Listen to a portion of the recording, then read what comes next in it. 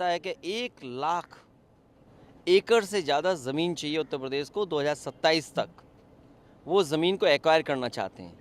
जो इतनी बड़ी बात कर रहे हैं, 1 लाख एकड़ से ऊपर लैंड एक्वायर करने जा रहे हैं। आखिरकार इनका बजट क्या था? क्या इनके पास बजट था? तो जो इन्वेस्टमेंट के लिए 5 लाख 4 लाख करोड़ के एमओयू किए थे, जब ज़मीन ही नहीं थी तो इसका मतलब एमओयू नहीं आए होंगे। ये बिजली जो हमारे गरीबों को सस्ती दी थी समाजवादियों ने, इन बीजेपी वालों से पूछिए कि दिल्ली और लखनऊ में सरकार आपकी है, अगर एक भी बिजली का कारखाना लगाया हो तो बता दें, वो नाम बताएं बीजेपी के लोग जो बिजली का कारखाना इन्होंने उत्तर प्रदेश में लगाया है। और बिजली तो लगाई नहीं, बिजली महंगी हो गई है।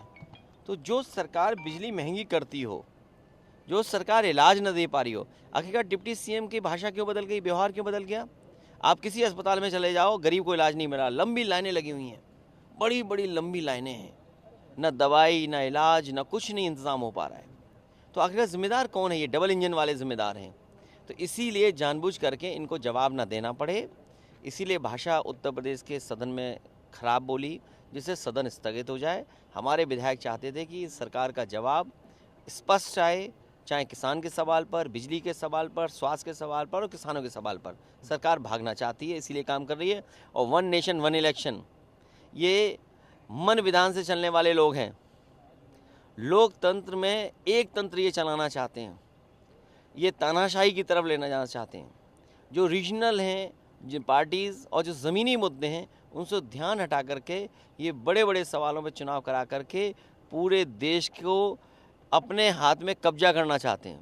सर, सीएम संभल को लेकर तमाम चीज़ों को लेकर विधानसभा में आक्रामक नजर आए हैं विपक्ष वाले। क्या उन्हीं के अधिकारियों ने किया है? खेल तो उन्हीं के अधिकारियों का है।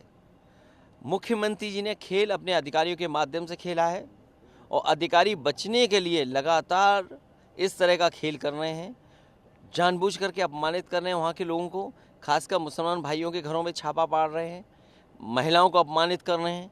और आज सुनने में आया कि सांसद के भी घर में पहुँचे हैं। उनके ऊपर भी मैं तो कहूँगा कि भारतीय जनता पार्टी और खासकर मुख्यमंत्री जी अपने भारतीय जनता पार्टी के लोगों की भी जांच करें। वो भी बड़े पैमाने पर बेईमानी कर रहे हैं, बड़े पैमाने पे बिजली चोरी कर रहे हैं। और अभी अभी हाल में उत्तर प्रदेश में जहाँ जहाँ छापे पड़े हैं, जहाँ जहाँ बड़ी बड़ी कंपनियों पर छापे पड़े हैं, वो सब बीजेपी वाले थे लोग। चाहे वो कानपुर हो, जहाँ जीएसटी की टीम हर गुटखे वाले के यहाँ बैठी हुई है। आखिरकार आप सोचिए ना, गुटखे वालों के यहाँ जीएसटी की टीम क्यों बैठी है? क्या सरकार को पहले नहीं पता था कि यहाँ पर खेल हो रहा है? क्या खेल को बढ़ावा देने के लिए, या खेल में और भी कोई खेल है जिसकी वजह से वहाँ जीएसटी की टीम बैठी हुई है? सरिया वाले के यहाँ छापा मारा है इन्होंने, क्या वो भारतीय जनता पार्टी के लोग नहीं थे? सुनने में आया कि 500 करोड़ का उनके ऊपर घोटाला नज़र आ रहा है।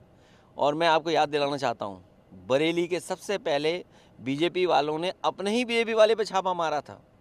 एक मस्टर्ड तेल वाले थे, सरसों तेल वाले, क्या जो छापा मारा था उसका क्या हुआ उनके ऊपर? अंबेडकर जी की फोटो लेके आपके विधायक आज निकले हैं सदन के, वहाँ राहुल गांधी और बीजेपी के बीच बहस हुई है। बाबा साहब भीमराव अम्बेडकर जी पिछड़े, दलित, वंचित, शोषित और ज़मीन पर रहने वाले लोग, गरीबों के भगवान हैं और भगवान की तरह उन्हें हमेशा सम्मान किया, भगवान की तरह पूजते हैं। आज भी गांव-गांव आप जाएंगे तो उनके कैलेंडर होंगे, उनकी तस्वीर होगी, उन्हें लोग पूजते हैं। भारतीय जनता पार्टी के वो लोग हैं जो पिछड़ों से, दलितों से, आदि आबादी से, आदिवासियों से, अल्पसंख्यक से और ख़ासकर पीडीए के लोगों से नफ़रत करते हैं। पीडीए के लोगों का हक छीना है, पीडीए के लोगों को उन्होंने दूरियां बनाई हैं। पीडीए के लोग ही भगवान मानते हैं बाबा साहब अम्बेडकर जी। मैं विधायकों को धन्यवाद देता हूं कि बाबा साहब के सम्मान में वो इस तरह निकले। सर, अमित शाह ने जिस तरह से सदन में उनका बार बार नाम लिया, उनको नाम लेना क्या है, वो उनके मानते ही नहीं, सम्मान ही नहीं देना चाहते हैं, इसीलिए इस तरह की भाषा इस्तेमाल कर रहे हैं। उन्हें जो लोग, सभी सांसद जो मांग कर रहे हैं, उनको सांसदों की मांग को मानना चाहिए। और अगर बाबा साहब भीमराव अम्बेडकर जी का अपमान किया है तो उसको माफ़ी मांगनी चाहिए।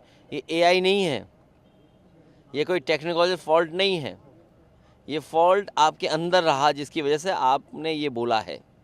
ये एआई नहीं है, ये आपका नेचुरल भाव है जो अंदर से निकल आया आपको बाबा साहब अम्बेडकर। इसीलिए हम लोग कहते थे लोकतंत्र खतरे में है, संविधान खतरे में है, और वो बात आज सामने आ गई राज्यसभा में और लोकसभा में। बीजेपी के लोग संविधान और लोकतंत्र पर नहीं विश्वास करते।